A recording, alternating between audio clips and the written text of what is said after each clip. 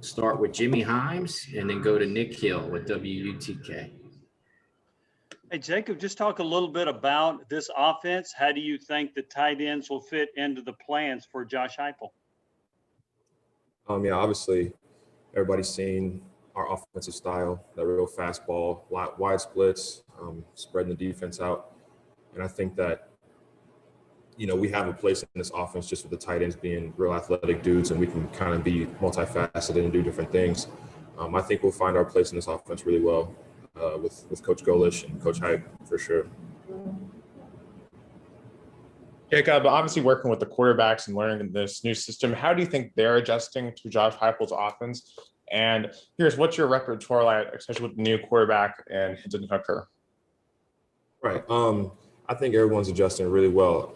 We've been talking to coaches and stuff just through meetings, and they've mentioned how great everyone's kind of been picking up the system, picking up the signals and everything, and just processing everything really quickly. Obviously, everybody's going to go through their own struggles here and there just because it's kind of difficult, just with the time frame that we've been trying to learn the plays and everything. But it's been great. Loved having Hendon here, and still love all the dudes that are here. So it'll be interesting to see their competition throughout spring.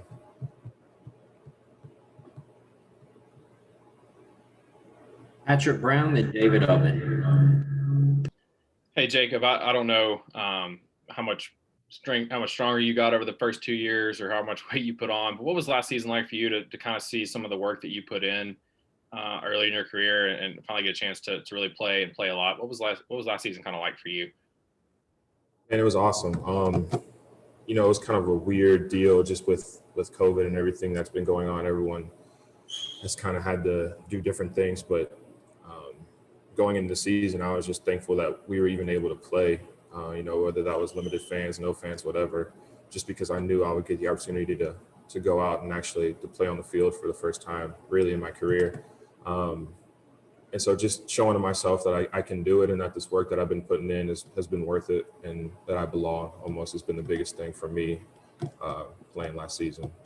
And I think you only caught 6 passes with this offense coming in, running a more up-tempo, wanting to push the ball down the field. Are you hoping you'll have a greater role in the passing game with this offense, with this staff? For sure. Yeah, for sure. I think that's always tight end's biggest goal is to catch more balls. But at this point, it's really just a matter of whatever I can do to help the offense, honestly. Whether that's catch balls, whether that's block, a little bit of both. I know, like I said earlier, we've got dudes in the tight end room that can do it all. So whoever's out there making plays, as long as we're making plays, that's all I really care about, to be honest. Jacob, what was it like for you guys as a team when you found out that Tennessee was going to be making a change? It's hard to tell, really. There was a general consensus that, we're all going to miss that old coaches and, everything in the past is in the past. But honestly, I think we were all excited, whatever was going to happen, we're just going to stick together and just play together and, try to build this brotherhood and really just stick through it all. And I think we've gotten to that point now where, we're adapted and, change is going to happen regardless of, what you do or what you think. So we've all done a good job of just embracing the change and making the best of it, I guess. What have these last 2 months been like when you guys got a new coach, obviously? Yeah, it's been great, honestly. Very positive attitude from all the coaches, across the board.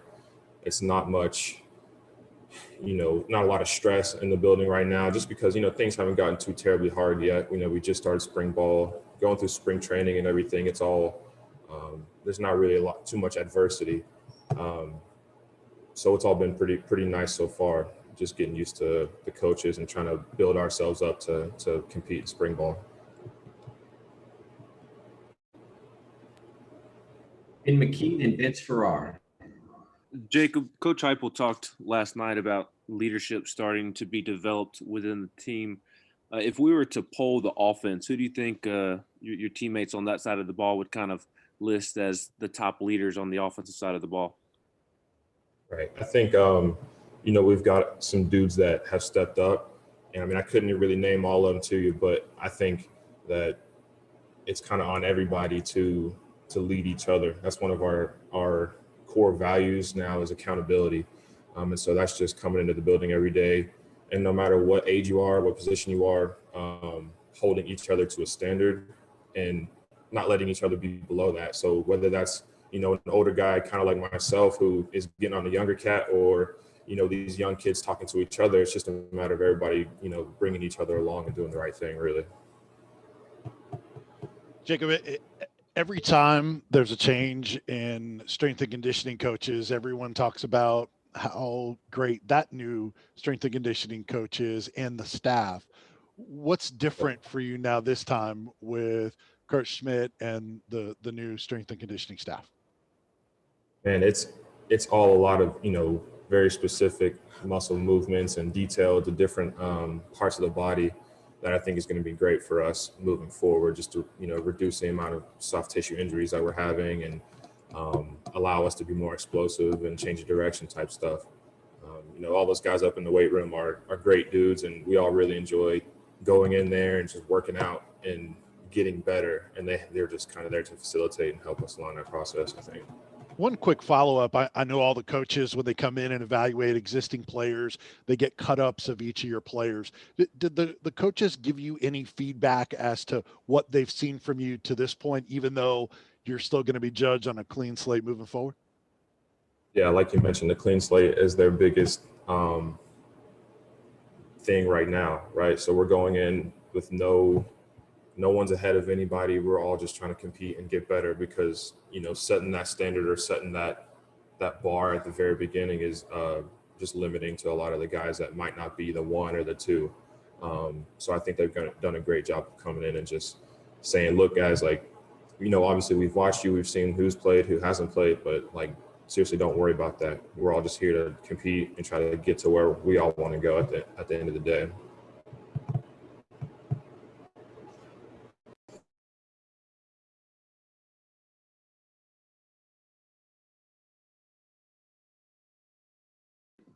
One second, the screen's muted here.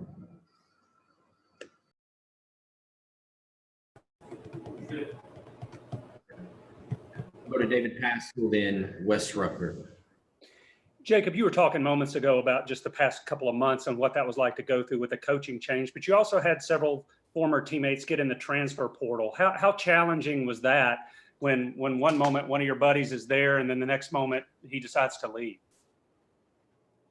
Something that I've kind of developed and I've been talking about recently is like, if that was me in that situation, how would I want my teammates or my former teammates to react, and how would I want them to treat me, right? So if I were to enter the portal, I wouldn't want any guys, you know, talking bad about me or saying, oh, like, let him go, like, we don't want him here, all that. So, you know, to me, those are still my brothers, right? Those are still people that I've gone to battle with and I trained with every single day. So obviously any of those guys still have my friendship, and anytime they need anything, they can call me up and they know they got it. So no hard feelings to anybody at all, no matter what reason it was that they left. And as a real quick follow, given all that y'all have been through, did yesterday's practice kind of have a fresh feeling to it? Did it feel like y'all were starting new? Yeah, for sure. 100%, dude. After practice, we were all in the locker room just talking about how much fun we just had. Right. And no matter how hard it was, like, don't get me wrong, it was a hard practice. It was a long practice and we're all really sore today, but man, we had fun and we went out there and just were able to compete, and it was just good to be back out there after, you know, this time of being away, just anticipation for the newness, I guess.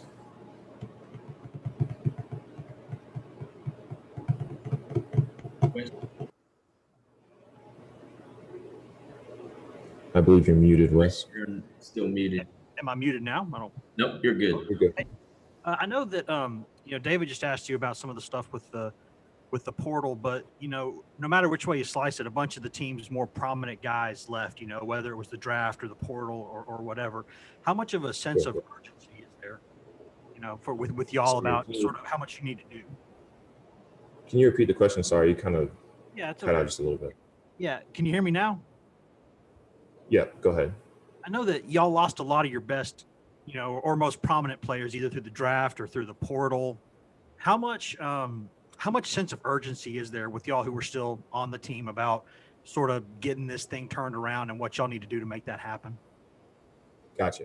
Okay, so I think kind of this just that next man up mentality.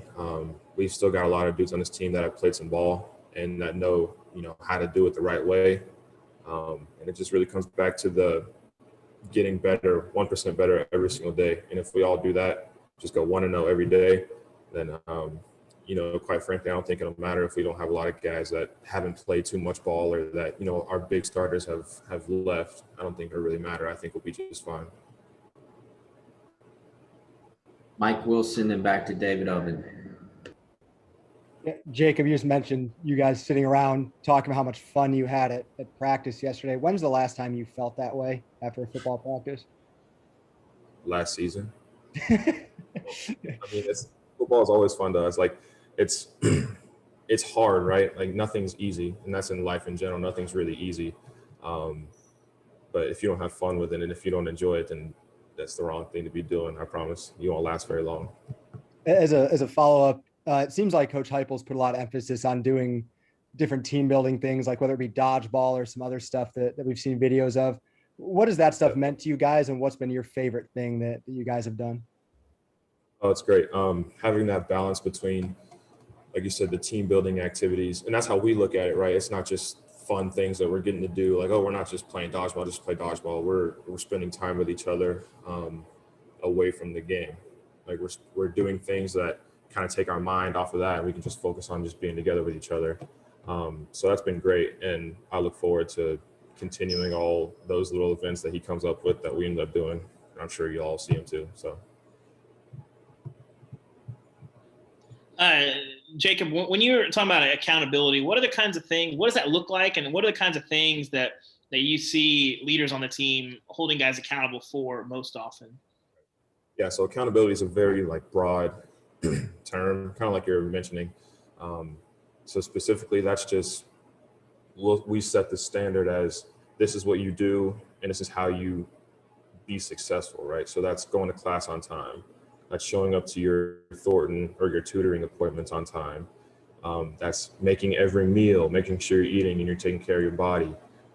That's being to meetings on time. It's really all encompassing. And the accountability aspect comes in where if I see someone else who isn't doing the right thing and I know exactly what it is that he needs to do, I have to confront him and I have to tell him, just out of brotherly love for him, wanting him to be better and this team to be better as a whole. So that's kind of the mentality is, if you're doing something wrong, I'm going to tell you that you're doing it wrong. And then we're just going to work through it together. And then that goes for me too. If me or any of the other leaders are doing something that we're not supposed to be doing, I would expect all the other guys to jump in and say, hey man, we're following you. You got to lead us the right way and do the right thing. Thank you, Jacob. Yep. Thank you.